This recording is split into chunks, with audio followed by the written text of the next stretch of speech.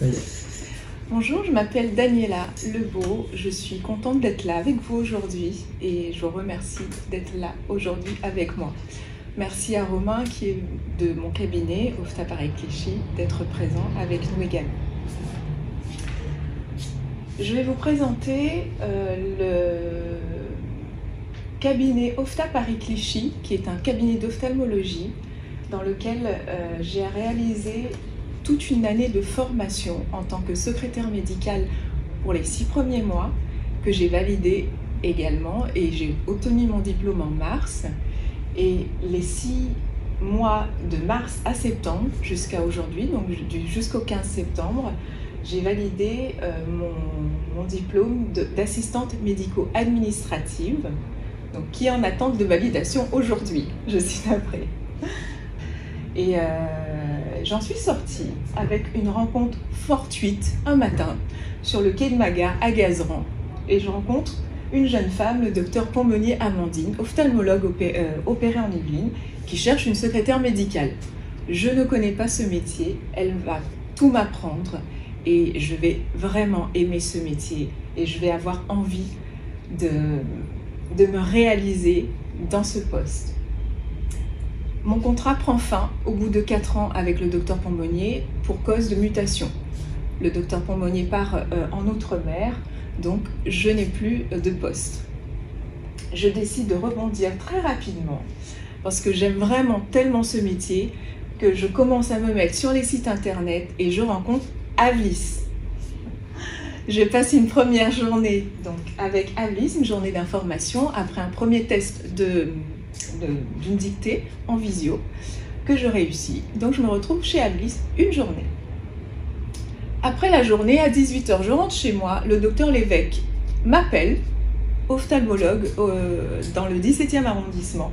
Il veut absolument me voir. Donc je me dis que ça s'est passé vraiment très vite. Avlis est vraiment opérationnel. Je vous présente mon organigramme. Donc voilà, le docteur Bottin, le docteur Despréaux, le docteur Lévesque et le docteur Zéboulon. Ma mission AMA, qui a commencé en mars. Donc, dans un premier temps, je vais traiter le bloc 1, qui est l'organisation administrative de l'établissement, du recrutement et l'encadrement de management, l'accompagnement et le suivi du patient en bloc 3, et enfin la gestion comptable de l'établissement.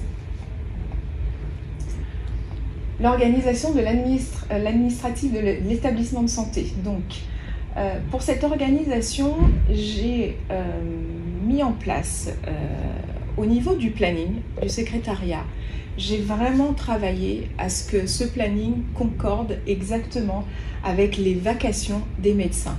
Nous avons 2 médecins qui sont spécialisés dans le suivi de la DMLA. Donc les rendez-vous, les consultations ont un temps de prise en charge qui sont beaucoup plus longs qu'une consultation normale. Donc, quand le docteur Despréaux et le docteur Bottin sont là ce jour-là, les consultations sont beaucoup plus, on va dire, prennent un petit peu plus de temps. Les prises en charge entre 2 patients sont plus tranquilles. Le docteur Lévesque et le docteur Zéboulon, eux, pour leur part, font des chirurgies réfractives et ont un nombre de patients beaucoup plus jeunes. Donc les consultations sont plus rapides et il y a un nombre de consultations beaucoup plus élevé. Dans ces cas-là, ce que j'ai demandé au secrétaire, c'est que lorsque le docteur Zéboulon et le docteur Lévesque sont présents au cabinet tous les deux, c'est que nous soyons toutes les 3 présentes. Donc j'ai décidé qu'il n'y aurait pas de jour de repos ce jour-là, comme c'était le cas avant, il y a 6 mois en fait, avec les anciennes assistantes. Ce que les filles ont accepté parce qu'elles aussi, ça leur donne dans leur travail, dans leur journée de travail, une aisance, qu'il y ait vraiment une 3e personne présente pour pouvoir traiter tous les dossiers et toutes les prises en charge de patients à ce moment-là. Le bloc de recrutement d'encadrement et de management, j'ai vraiment eu le plaisir d'assister au recrutement avec le docteur Lévesque de deux dernières secrétaires. La première, malheureusement, n'a pas été validée. Elle est restée 1 mois avec nous, mais ne convenait pas au cabinet et les médecins n'ont pas souhaité la garder. Aujourd'hui, nous avons recruté Inde il y a 2 mois. C'est vraiment un très très beau potentiel. Donc nous avons fait le choix du CV. C'est surtout le docteur Lévesque qui l'a fait, puisque c'est lui qui recevait les CV du cabinet Avlis, qui est là, puisque le docteur Lévesque a vraiment confiance dans le recrutement du centre Avlis. Et de mon côté également, lorsque je venais en cours en présentiel, je voyais aussi monsieur Yacoubi pour lui demander « Alors, est-ce que vous avez des CV pour nous? On a vraiment besoin de quelqu'un en cabinet. » Donc j'ai assisté à l'entretien de Inde et nous avons validé avec le docteur ce profil parce qu'elle c'était une personne très consciencieuse qui était un petit peu stressée aussi pendant son entretien, mais nous avons vraiment vu le potentiel de cette jeune femme et on a vraiment décidé de la garder et on ne le regrette pas aujourd'hui. Elle est avec nous et c'est vraiment un profil exceptionnel. Voilà, le tutorat et l'encadrement de Inde. Je parle surtout de Inde parce que j'étais vraiment à ce moment-là assujettie à ce poste de tuteur et d'encadrement parce que la secrétaire médicale qui devait être validée à ce poste n'est pas restée, est restée 4 mois. Donc je me suis retrouvée la plus ancienne assistante de l'école Avlis. Donc j'encadre Nora, qui était arrivée auparavant, mais qui avait été formée par mon ancienne secrétaire médicale. Mais j'ai vraiment participé aussi à son tutorat et je l'ai vraiment encadrée parce que la secrétaire médicale ne souhaitait pas le faire. Donc je me suis proposée de le faire avec son accord. Et j'ai suivi aussi Nora, qui est un profil complètement différent de Inde, qui est quelqu'un de très indépendant, qui a souhaité vraiment faire sa formation toute seule, mais j'étais vraiment là lorsqu'elle avait besoin de moi pour demander les renseignements après avoir eu les protocoles du cabinet.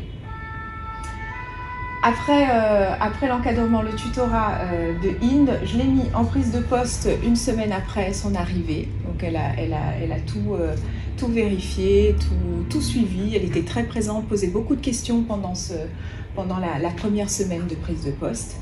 Et sa prise de poste a été effective à chaque fois les après-midi sur sa première semaine parce qu'elle devait vraiment être autonome dans les premiers mois, dans les premières semaines, pour pouvoir faire les ouvertures et les fermetures du cabinet.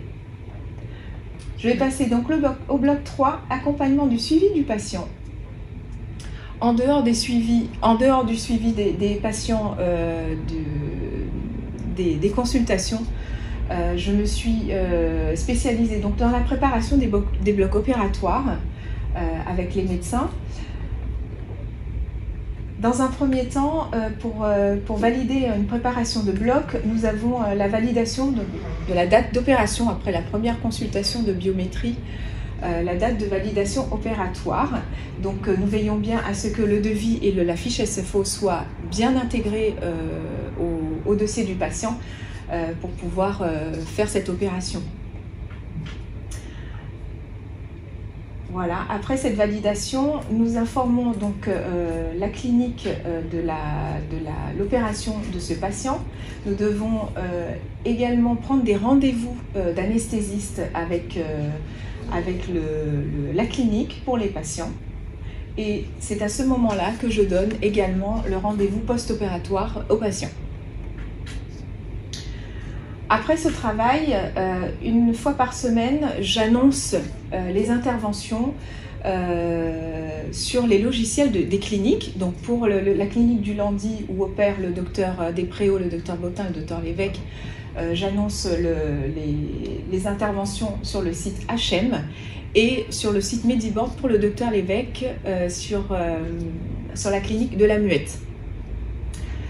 Comment se fait l'annonce? Je remplis un dossier médical pour chaque patient et c'est à ce moment-là que je fais la commande des implants également pour que l'intervention se fasse au mieux.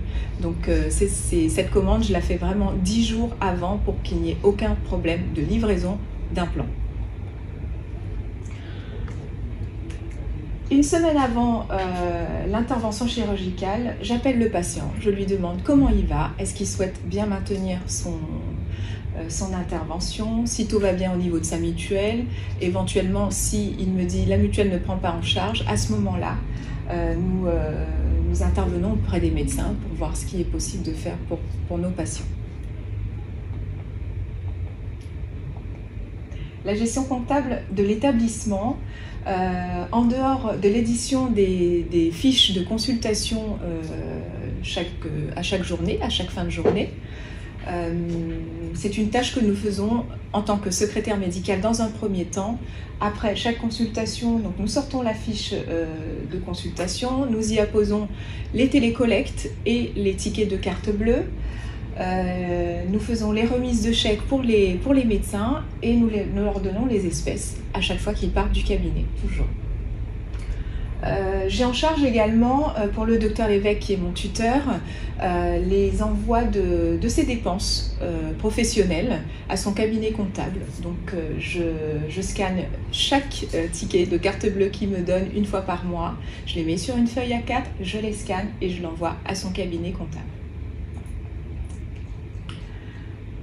Dans cette gestion, j'ai également en charge la commande des fournitures pour le secrétariat, pour la salle de petite chirurgie. Donc ce sont des commandes de collyres et de fournitures chirurgicales. Et j'ai également une partie qui est une assez grosse partie, le suivi et la relance des impayés, qui est vraiment une tâche très très importante. Une fois par semaine, je le fais relativement sur une matinée pour les 4 médecins. Donc je vérifie sur le site Amélie Pro des médecins ce qui a été remboursé en tant que consultation qui a été payée par tiers payant obligatoire. Donc tous les tiers payants obligatoires, je vérifie que la sécurité sociale a bien fait le nécessaire pour chaque patient. S'il y a un souci par rapport à un impayé que je ne reçois pas au bout d'un mois, c'est qu'il y a eu une erreur dans la feuille de soins électronique. Donc je contacte immédiatement la sécurité sociale ou par mail ou par téléphone et je veille vraiment à ce que ces impayés soient à jour avant. Là en ce moment nous sommes vraiment sur cette période, nous sommes vraiment sur les impayés chaque jour parce que nous allons rendre tout pour le cabinet comptable, nous allons rendre la comptabilité annuelle au cabinet comptable. Donc là, en ce moment, je veille vraiment à ce que ce soit fait très, très régulièrement. Les difficultés. Donc, les difficultés du cabinet sur les 6 derniers mois, donc ça a été vraiment les multiples demandes d'ordonnance par mail, par téléphone, des opticiens, des patients. Il y a beaucoup de pertes d'ordonnances. Donc ce sont des tâches que nous faisons toute la journée entre chaque patient, entre chaque prise en charge de patient. Voilà, donc comment faire? J'ai trouvé une solution il y a un mois sur notre logiciel Area où nous faisons les consultations, où les médecins dialoguent également avec nous. Nous avons une petite boîte arrivée lorsque le médecin reçoit ses patients et que le patient est dans le cabinet et doit être reçu par Romain en amont et le médecin après. Dans cette petite boîte, nous avons une petite boîte courrier. Donc nous avons décidé que toutes les demandes que nous ne pouvions pas traiter médicalement, je dis bien médicalement, que ce soit adressé au médecin. Donc le matin, quand le médecin arrive, on le rappelle à chacun, voilà, il y a du courrier dans la boîte, donc si vous pouviez gérer ces dossiers pour nous aujourd'hui, que nous puissions faire en sorte que les demandes d'opticiens, de pharmaciens et des patients soient réglées rapidement, ce qu'ils ne manquent pas de faire.